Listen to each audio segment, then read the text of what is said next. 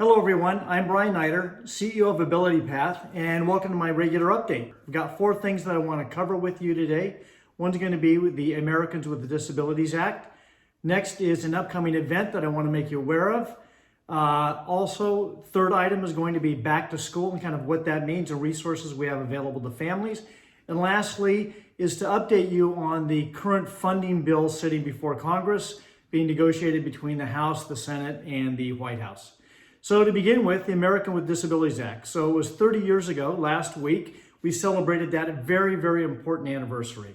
It was a major milestone, certainly for the folks we serve, but for millions of Americans, enabling them to take fully part of society, which was a milestone piece of legislation.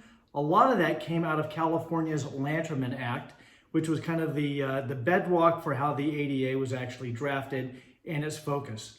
What I want to let you know about is one of our very own folks that we get to work with, Nicole Adler. She put together an amazing video that talks about what the ADA means to her and what it's meant for her life as she continues to move forward in our College Path program, how it supported her in her scholastic and career journey.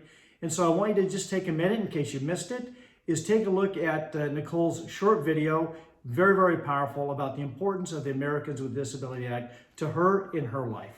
Please watch. President George H.W. Bush signed the Americans with Disabilities Act 30 years ago. Thanks to the ADA, I was able to attend college. I always wanted to go after I received my high school diploma. However, people did not expect me to continue my education. I was able to attend college and major in communications. I fulfill my dreams of being a public speaker. I am now an advocate for people with disabilities and the LGBTQ community. Why are you thankful for the ADA and the disabilities rights movement? Thank you, ADA. Thank you. Thank you for that powerful message, Nicole. We appreciate you sharing that video with us and with certainly all of our community. Next item is congressional funding. As I mentioned just in the preamble, there's a lot going on with Congress. They are hammering out the next round of funding support related to COVID-19. What you may not understand is that the California system for developmental disabilities is funded roughly about 45% from federal matching funds. So what Congress does is very, very critical for our system, and it has an impact on the California state budget. There is the threat that we may go back to the cuts that were proposed that may come back in August if Congress is not able to continue to fund our system. So we need you to take action now. So to ensure that the needs of the individuals and families that we serve are met, you've got to write to your congressional member, your federal senator. And so if you want to go to www.abilitypath.org/takeaction, you can mail, call, or tweet members of Congress with one simple click. It only takes a minute. So again, this is sitting right now with the Senate. The House passed their bill, negotiating with the Senate and the White House for funding. So again, just take a minute, go to abilitypath.org/takeaction, and you can voice your support for funding during COVID-19. It is critical, not only for right now, what we're dealing with, but also as we go back to work when the COVID-19 begins to wane, when we have vaccines or whatever, there's still a ramp back into full programs that are going to need ongoing support. So again, voice your support for ongoing congressional funding for the developmental disabilities community. abilitypath.org/takeaction. Thank you.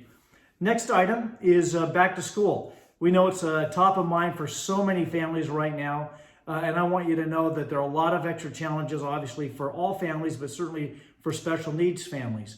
We want to let you know that we're here to support you. We want you to take advantage of our Family Resource Center. They host monthly support groups. They have a long list of homeschooling resources and tools on their website to help families with children with special needs go back and go into distance learning as we return to school. Their website, and I'm going to go slowly on this, is smcfrc.org/resources. So again, smcfrc.org/resources. So be sure to check it out. As you know, our preschools in Mountain View and Burlingame are up and running. We have limited attendance because of state and county guidelines. So those programs are running. We will be full enrollment probably by September, so if families have interest, you need to check now. They're filling up quickly. We have very strict protocols for health and safety, for pickup, drop-off in the class during the day. And again, we're running with limited class sizes, making sure that we can maintain the appropriate level of health and safety for both staff and the children that we serve, and obviously with all of the families. So the Palo Alto School, which is now under a major refresh, will be opening later in the fall, and we'll be able to update families about that availability. So that one's under work right now, and again, opening up later in the fall.